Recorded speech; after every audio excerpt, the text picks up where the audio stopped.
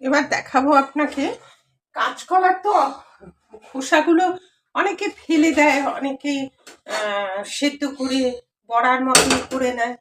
তা আমি আর সেটা করব না। আমি আমার মায়ের একটা পুরনো রান্না, অনেক দিনের রান্না, এটা মা কাঁচকলা খোসা ফেলতো না, এই খোসাটা রেখে দিত। তা আমি এখানে কড়াইতে জল দিয়ে দিলাম, কারণ কাঁচকলা খোসাটা একটু বয়েল করে নিতে হবে।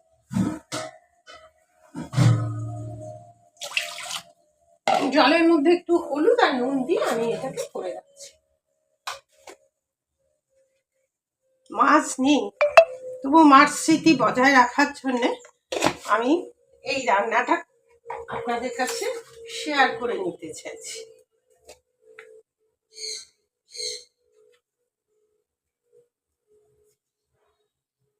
মায়ের কথা কি কেউ ভুলতে পারে বলুন? মা তো মাই হয়।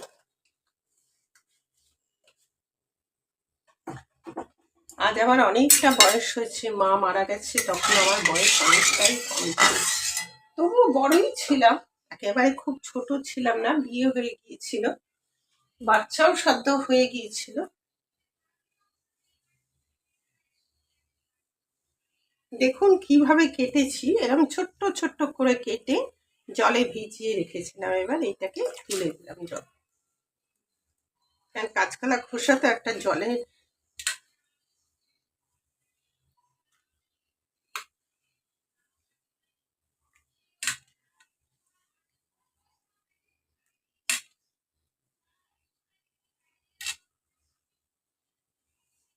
এইটা দিয়ে ডালের বড়া দিয়ে একটা সুন্দর রান্না করে আপনাদের দেখাবো, অতি সুন্দর রান্না। বয়েলটা হয়ে যাক, আমি ঢাকিয়ে দিলাম।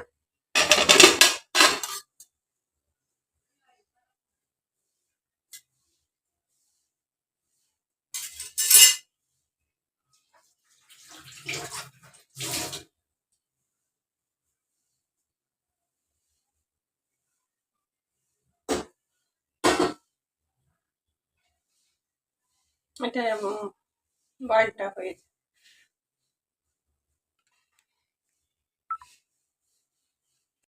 দেখি এবার হয়েছে কিনা সিদ্ধটা।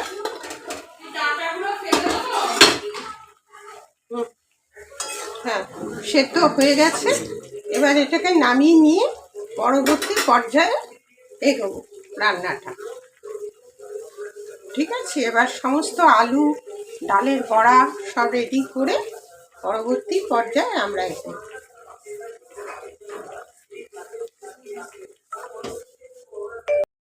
বন্ধুরা, মূল পর্যায়ে ফিরে এলাম। এবার গ্যাসটা জ্বালিয়ে দিলাম।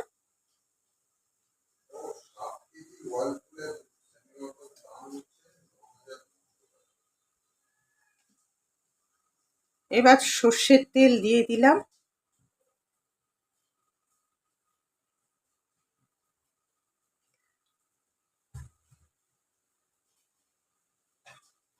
এর মধ্যে একটু জিরে ফোড়ন দিলাম।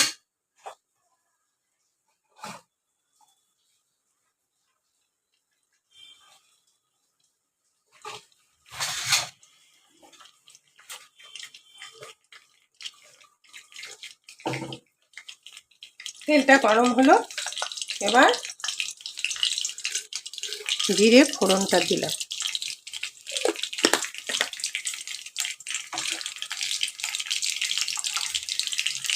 জিরে ফোড়ন দিয়ে আমি কতগুলো আলু কেটে রেখেছিলাম, এই আলুটা এটা হলেই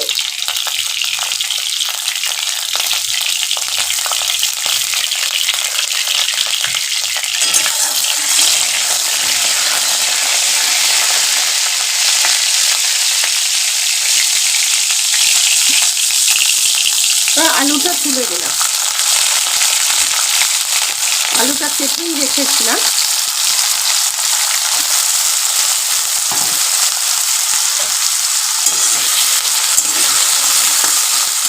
একটু করা পর্যন্ত অপেক্ষা করব।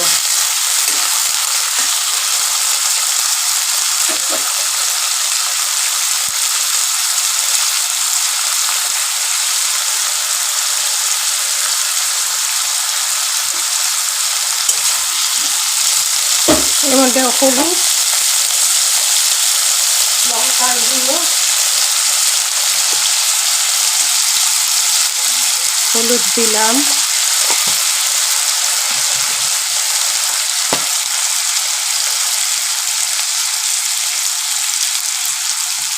লঙ্কার গুঁড়ো দিলাম,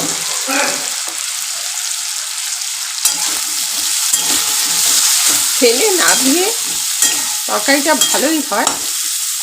আর একটু তেল দিয়ে দিলাম, একটু জল দিয়ে দিচ্ছি, এটা আটকে গেলে অল্প জল দেবেন। দেখুন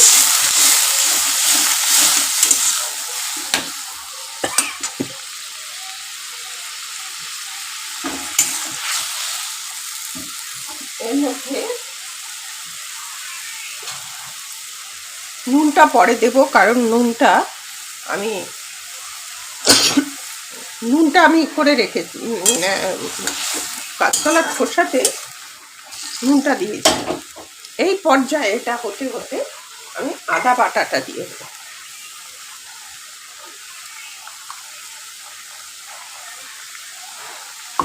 আদা, এটা আমি ধনে আর জিরে একসঙ্গে পেস্ট করে রেখেছিলাম, সেটা দিয়ে দিলাম। এটা একটু হয়ে যাক।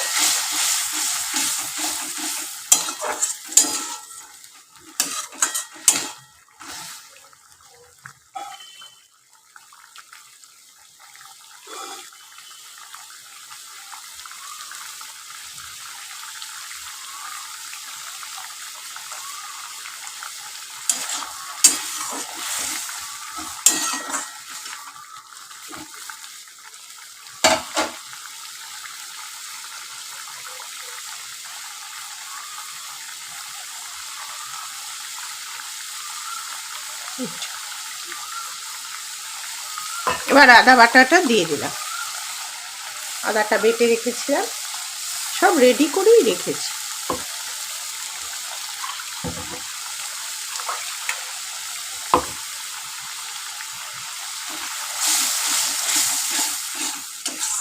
আদার কাঁচা গন্ধটা যাওয়া পর্যন্ত অপেক্ষা করব।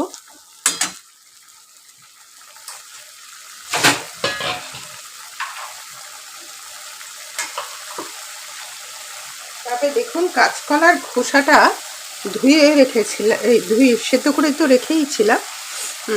আমি এটাকে একটু কষলে নিলাম, একটু এরকম করে কষলে নেবেন, তাহলে দেখবেন ভালো হবে, খাড়া খাড়া থাকবে। একবার এইভাবে করে দেখুন, ভীষণ ভালো লাগবে। এবার আমি নারকেল কোড়াটা দিয়ে দিলাম, অল্প একটু নারকেল কুড়িয়ে রেখেছিলাম, সেটাও দিয়ে দিলাম।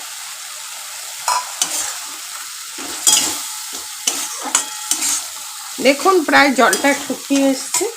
এবার আমি এই কাঁচকলার খোসাগুলো দিয়ে দিলাম।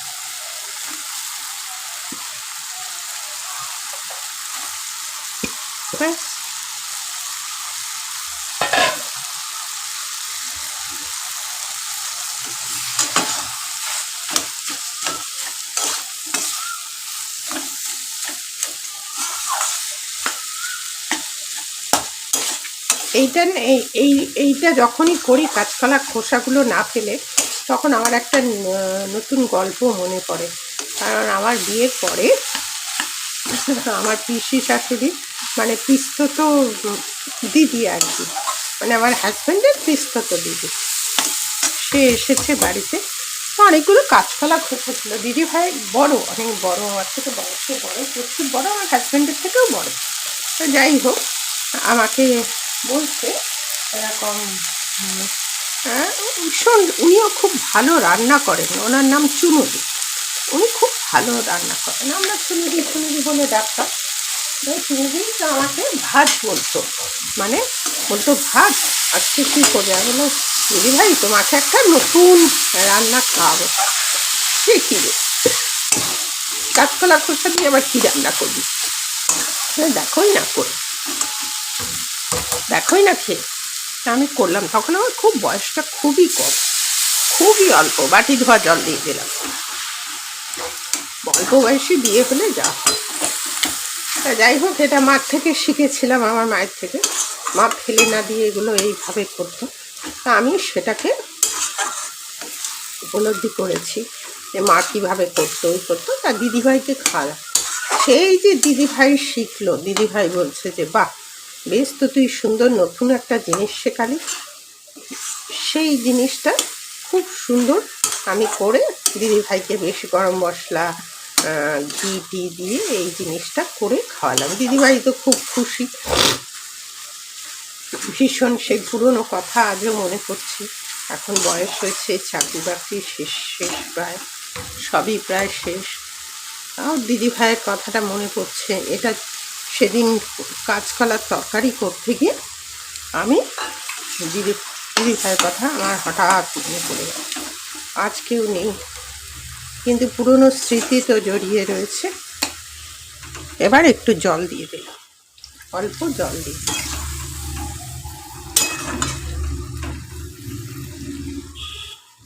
এটা বেশি কিছু করতে হয় না, একটু নুন দিতে হবে।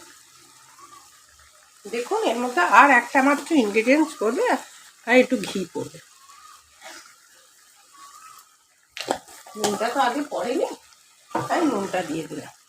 একটা যে ফেলে দেওয়ার জিনিস, কাঁচকলা খোসা অনেকে বেটে নানা রকম বড়া টড়া করে বা খায়, আমি সেটাও করি, কিন্তু এটা এইভাবে করলাম।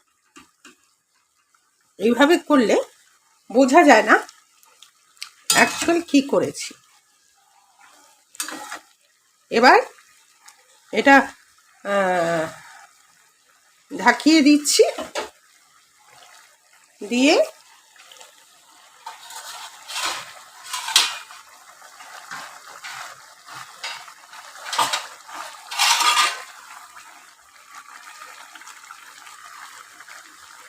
ঢাকাতে মনে হয় হবে না, হয়ে এসছে প্রায়।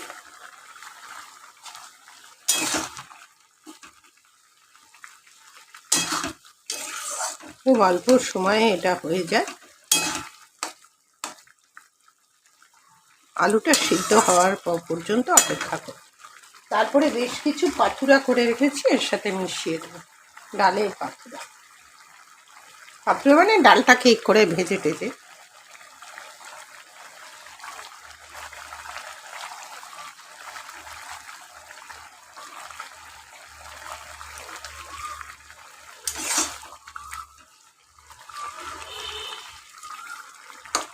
আলু সিদ্ধ হয়ে এসছে।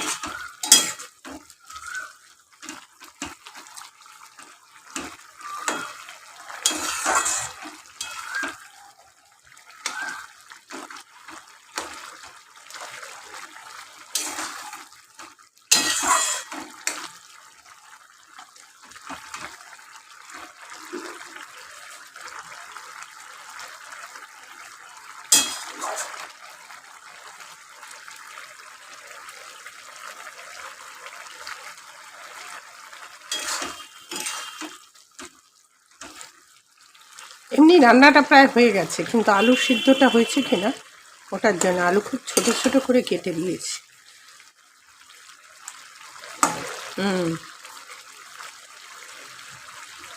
আলু হয়ে এসছে। আপনারা ঢাকা দিয়ে রান্না করতে পারেন, আমার দরকার হলো না। আলুও খুব ছোট ছোট করে কেটেছি।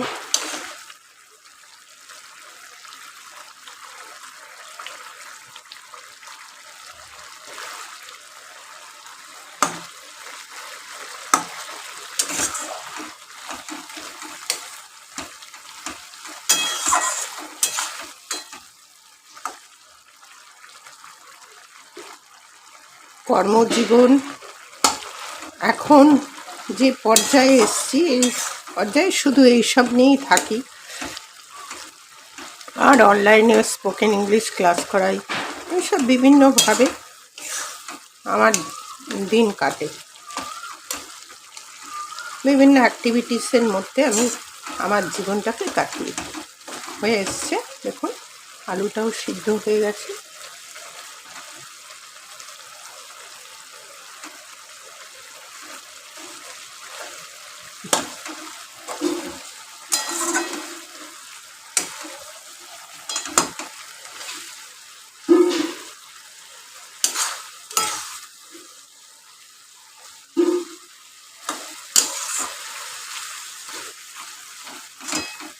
এবার এই যে দেখুন হয়ে এসছে, এই যে বড়ার মতো করে রেখেছিলাম সেইগুলো ভেঙে ভেঙে ভেঙে ভেঙে এর মধ্যে দিয়ে দিলাম।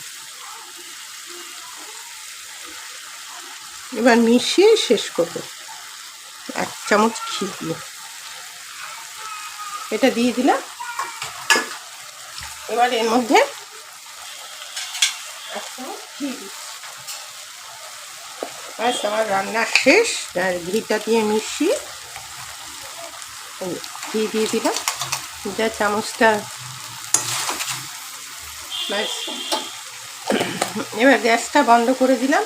বন্ধুরা, আমার রান্না শেষ।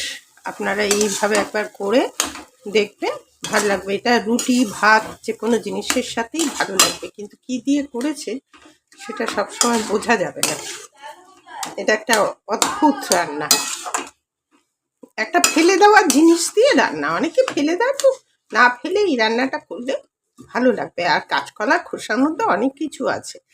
তাহলে আজকে আসি, পরবর্তীতে দেখা হবে পরের ভিডিও নিয়ে। টাটা।